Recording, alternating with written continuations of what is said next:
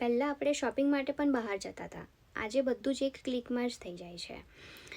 આજે learning, banking, earning પણ fully digital થઈ ગયું છે.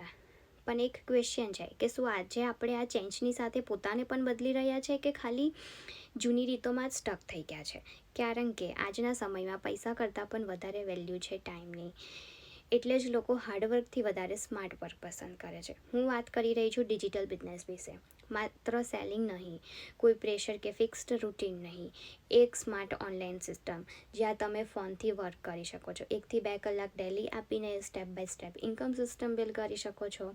આ એક જગ્યા છે જ્યાં automation plus consistency plus right ગાઈડન્સથી ગ્રોથ થાય છે.